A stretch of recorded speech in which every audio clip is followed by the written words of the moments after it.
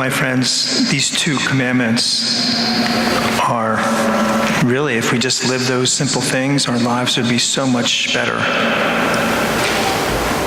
And what's the purpose? What do these do for us? This love God and love our neighbor. You know, there was a 6-year-old boy helping his mother garden. And of course, I use that word lightly, helping. But you know, there was a daffodil that this little boy was playing with. And you know, he was sitting there playing with it, and then he was trying to open it up. And of course, when he opened it up, it all just kind of fell apart. And he said, "You know what, Mom? Why is it that when I try to open the buds, it just falls to pieces? How does God open it up into a beautiful flower?"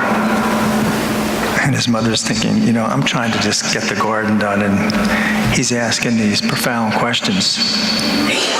And then the little boy says, "Oh, I know, Mom. God always works from the inside." And you know, that's what he's talking about. He wants us to change from the inside. He wants our inside to be changed.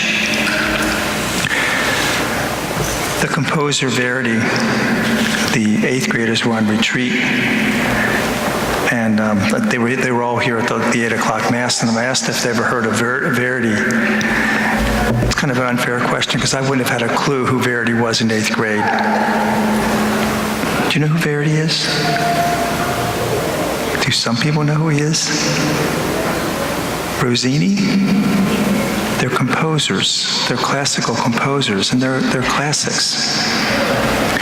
Well, Verdi worked under Rossini as like a protege or an understudy. And you know, when Verdi, and of course these guys are known throughout the world, but when Verdi was asked whether, you know, when he would be playing in front of people, or at the very early stages of his career, they said, you know, did it bother you if the crowd didn't cheer you, or even if they jeered you? He said, would it bother? He said, nothing ever bothered me except one thing. He said, all I wanted was the approval of the master. And that's Rossini. He said, whenever I played or whenever I was in the audience and Rossini was there, he said, I would never take my eyes off the master. He said, it didn't matter to me if the audience didn't like me or not, or did like me. He said, I kept my eyes on the master. And I thought, yeah, that's exactly what God's talking about in that first commandment, to love God with all your heart, your soul, your mind, and your strength. But I thought, how can we live like that? You know, it's amazing, isn't it? Like, it didn't matter to Verdi at all if people didn't care for him. We're all bothered by it, aren't we? If somebody makes negative comments towards us, or even makes positive. We're so impacted and affected because our eyes aren't on or where they should be, right? Where they should be. Leonard Sweet wrote a book called New Life in the Spirit. He's a Christian author. And he was struggling with this whole idea, how do you live the Christian life? Because it's difficult. How do you keep focused? Well, there's so many different distractions.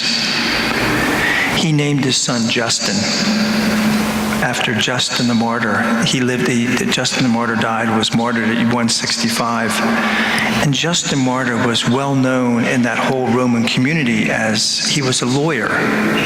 So he's very schooled in the secular, and the emperor would have known who he was. And so he had a deep respect for everybody in that time. And so before they were going to put him to death, Rusticus, the Roman prefect, asked him, they said, you know, if you renounce your God, we'll let you live. Like they wanted him to, because they liked him and they respected him. And he came out with that famous line, Christus sum, meaning I am a Christian. Christus sum. And so Leonard Sweet would often say to himself, I am a Christian. So if he was ever getting in an argument with his wife, and he'd try to think about this during the day.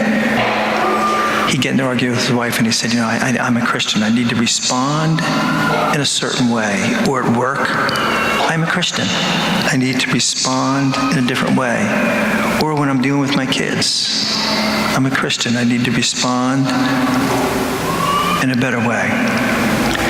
He said he was going into work one day in Chicago with, the commuters, and he said they were all jamming into the subway.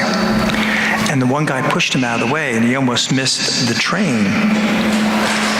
And he was going to respond to that guy who pushed him, and then he let it go. And he said, I'm a Christian, thinking that in his mind. And they weren't letting him in because they were all tightly squeezed. And he said, there's room for one more of us if we would just learn to love one another. I mean, he's saying this at 7 o'clock on a weekday. People rushing to work. He said, there's room for one more of us if we just learn to love one another. And he said it was the most amazing thing. He said people just separated, and he walked in. And he said, that day there was a different tone in that car because he responded in a better way. And I thought, we all would be better off if we respond in a better way, wouldn't we? To most of the situations in our life. But it all starts with changing from within. Keeping our eyes focused and intention, just like that Verity did. So my friends, may we live those 2 commandments in our minds and also in our lives. God bless you.